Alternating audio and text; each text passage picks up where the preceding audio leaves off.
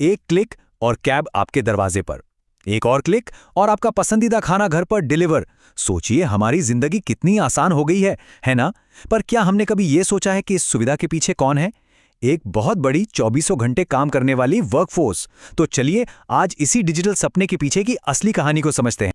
और इस कहानी की शुरुआत होती है एक सुनहरे वादे से, जिसे हम कहते हैं गिग इकोनॉमी। एक ऐसा सपना जो दुनिया भर में लाखों लोगों को अपनी तरफ खींच रहा है। सोचिए जरा, अपने काम के घंटे आप खुद तय करें, आपका कोई बॉस ना हो और पारंपरिक नौकरी की कोई बंदिश ना हो। सुनने में तो कमाल लगता है।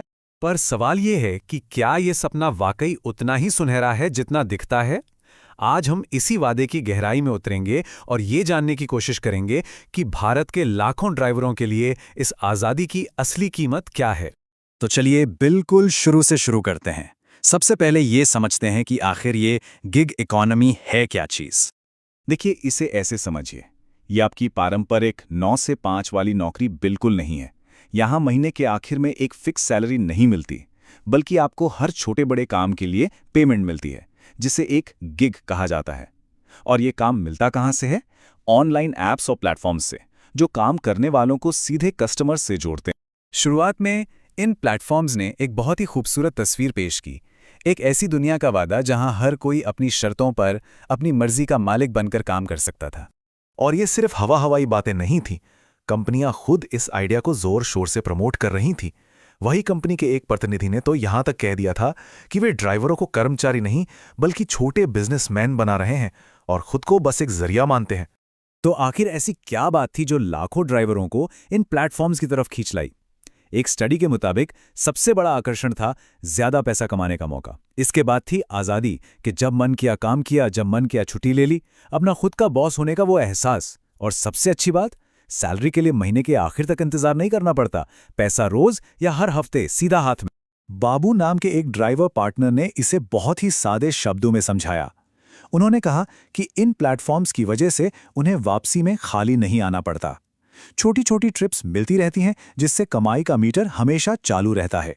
उनके लिए तो ये किसी प्राइवेट नौकरी से कहीं ज्यादा फायदे का सौदा था। लेकिन कहानी में एक बड़ा मोड़ आना भी बाकी था। जैसा कि अक्सर होता है, वादों और हकीकत के बीच एक बहुत बड़ी खाई थी। चलिए अब देखते हैं कि इन ड्राइवरों के सफर की असली हकीकत क्या थी। वो आज़ादी और लचीलेपन का खूबसूरत वादा अपने साथ एक बहुत बड़ा विरोधाभास लेकर आया। कहानी अब एक बिल्कुल नया मोड़ लेने वाली थी। जरा इन आंकड़ों को देखिए। लचीलेपन का मतलब ये बिल्कुल नहीं था कि कम घंटे काम करना पड़ेगा। असल में एक स्टडी में शामिल 55% ड्राइवर, जी हां, आधे से भी ज्यादा, हर रोज 16 घंटे या उससे भी ज्यादा काम कर रहे थे। यह हैरान करने वाला है। एक अच्छी कमाई के लिए इन लोगों को अपनी जिंदगी सचमुच सड़क पर गुजारनी पड़ रही थी। और ये सिर्फ नंबर नहीं है, इनके पीछे राजेश जैसे लोगों की असल जिंदगी की कहानियां हैं। वो कहते हैं, पैसा तो ठीक है, लेकिन जिंदगी में कोई ठिकाना नहीं है। हर रात सोने के लिए सड़क किनारे कोई नई जगह ढूंढनी पड़ती है। ये वो जिंदगी नहीं जिसे कोई हमेशा के लिए जीना चाहेगा। ये उस आज़ादी का दूसरा स्याह पहलू है। और मुश्किलें सिर्फ लंबे घंटों तक ही सीमित नहीं थी। धीरे धीरे कंपनियों ने इंसेंटिव्स में भारी कटौती कर दी, जिससे ड्राइवरों की कमाई पर सीधा असर पड़ा। फिर कस्टमर रेटिंग का सिस्टम एक तलवार की तरह सिर पर लटका रहता है। एक भी खराब रेटिंग मिली और आपकी कमाई गई। और सुरक्षा, वो तो बस नाम की थी। इन सब के ऊपर घंटों ट्रैफिक में फंसने और कमाई की अनिश्चितता का मानसिक तनाव तो था ही।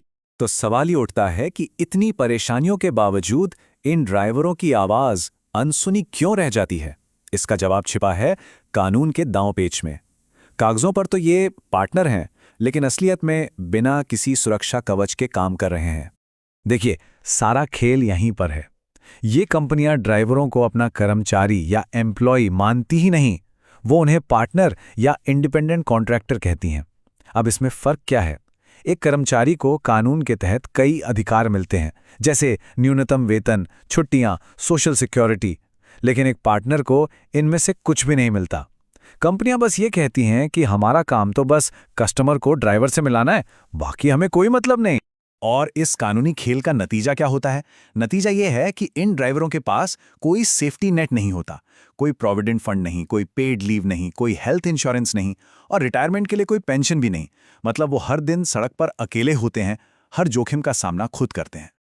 और अब सुनिए एक ऐसा बयान जो कंपनियों और ड्राइवरों के बीच की गहरी खाई को साफ दिखाता है।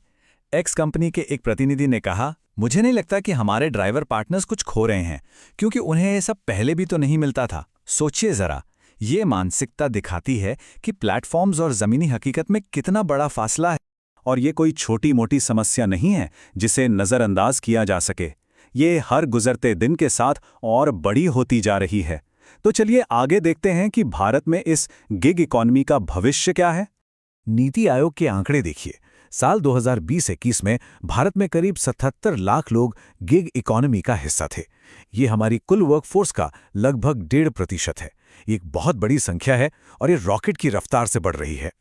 और ये ग्राफ हमें भविष्य की एक झलक दिखाता है।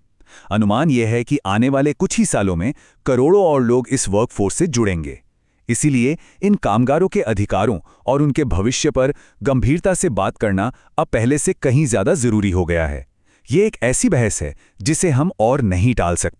तो फिर इसका हल क्या है? क्या कोई रास्ता है? हाँ, कुछ समाधानों पर बात हो रही है। सरकार ने सामाजिक सुरक्षा संहिता 2020 के साथ एक पहला कदम उठाया है। एक और आइडिया है बेनिफिट फंड्स का, जहां कंपनियां काम के हर घंटे के हिसाब से एक फंड में थोड़ा पैसा डालें, जिसका इस्तेमाल हेल्थ इंश्योरेंस या पेड लीव के लिए हो सके। और एक और मॉडल है साझा जिम्मेदारी का, जहां प्लेटफॉर्म, सरकार और हम जैसे ग्राहक सब मिलकर इन कामगारों की भलाई के लिए थोड़ा थोड़ा योगदान दें। और अंत में हम आपको इसी बड़े सवाल के साथ छोड़े जा रहे हैं।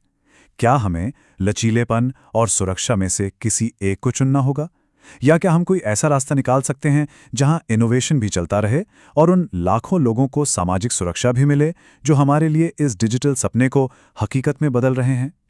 क्योंकि इन सवालों के जवाब पर ही हमारे काम का भविष्य टिका है।